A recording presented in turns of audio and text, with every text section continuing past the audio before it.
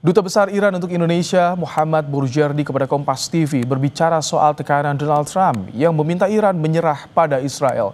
Bourjerdi juga mengapresiasi dukungan Indonesia pada Iran di tengah perang dengan Israel. Berikut kami hadirkan wawancara saya bersama Duta Besar Iran untuk Indonesia, Muhammad Bourjerdi, yang sudah kami rekam sebelumnya. Di tengah situasi perang Iran dan juga Israel yang kian memanas, Kompas TV berkesempatan mewawancari Duta Besar Iran untuk Indonesia, Muhammad Bourjerdi. Wawancara dilakukan dalam dua bahasa, yakni Indonesia dan juga Persia, dibantu penerjemah. G7 confirm mendukung Israel.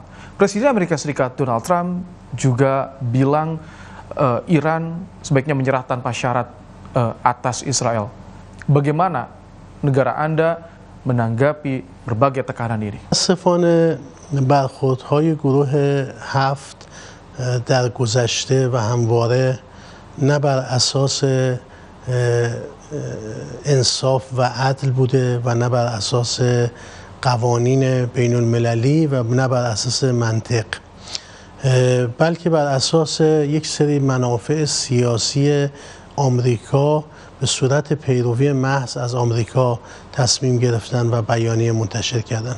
ما بیانیه گروه 7 رو نه قبول داریم و نه لازم الاجرا میدونیم و محکوم میکنیم.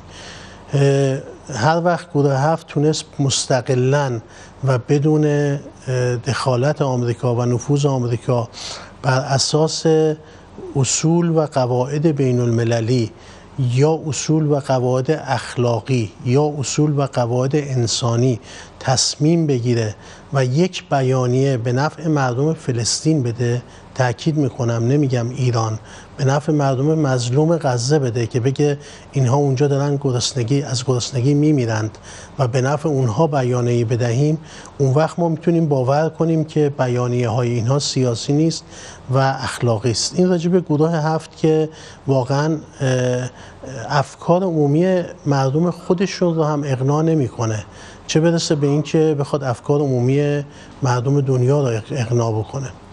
راجع به آمریکا هم که خب آمریکا از این حرفا زیاد میزنه، تسلیم بشوید و نمیدونم. خب ما اگه میخواستیم تسلیم بشیم که 47 سال پیش تسلیم میشدیم، 30 سال پیش تسلیم میشدیم.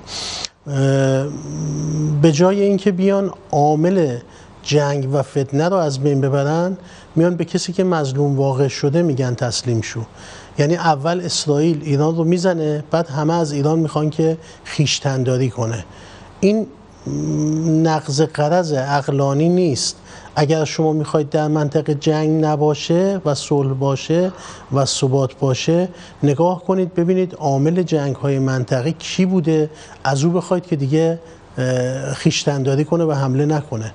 تا زمانی که اسرائیل به ما حمله بکند ما دفاع میکنیم، وقتی حمله نکند دفاعی هم نخواهد بود و این نیازی به بیانیه و قطعنامه نداره. Kami juga ingin mengetahui bagaimana kondisi warga negara Indonesia di Iran saat ini.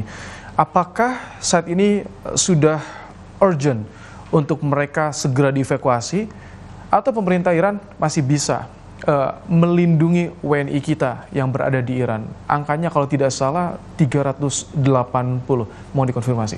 بله، تعداد اندونزیایی ها در همین حدود و سفارت اندونزی در تهران بسیار در این زمینه فعال و با وزارت خارجه ایران در ارتباط نزدیک و با سایر نهادهای ایران.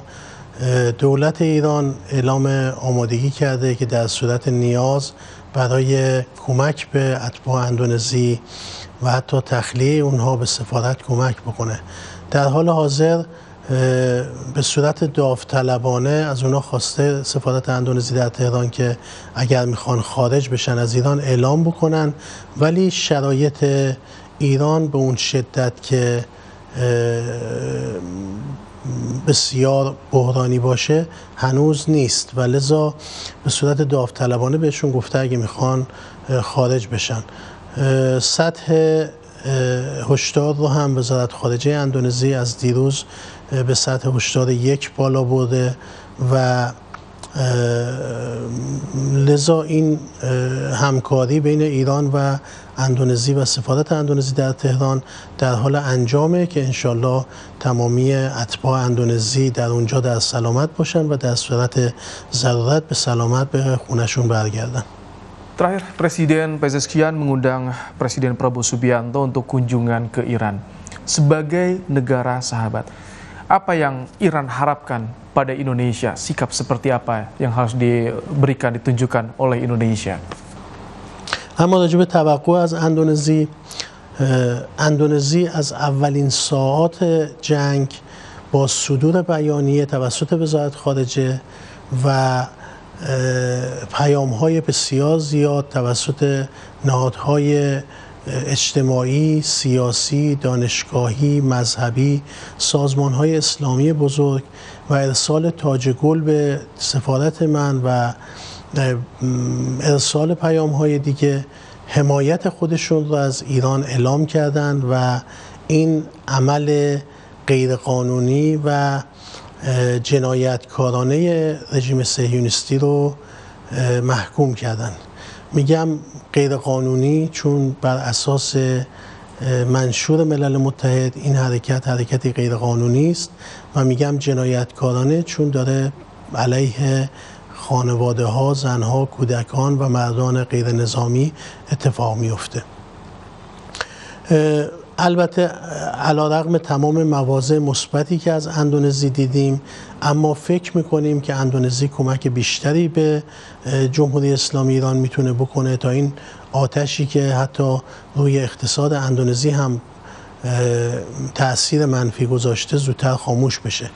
اندونزی دارای پتانسیل های فراوانی در سازمان های بین المللی است، در سازمان ملل، در شورای امنیت، در آژانس بین المللی انرژی اتمی و شورای حکام، در سازمان کنفرانس اسلامی، سازمان همکاری اسلامی، در آسئان، D8 و بسیاری دیگه از سازمان ها اندونزی دارای قدرت و نفوذ و میتونه با کمک کشورهای دیگه نسبت به فشار بر رژیم صهیونیستی و تلاش برای ابقا و بازگرداندن صلح و امنیت به منطقه خاورمیانه و جهان نقش بسیار بالایی رو بازی بکنه.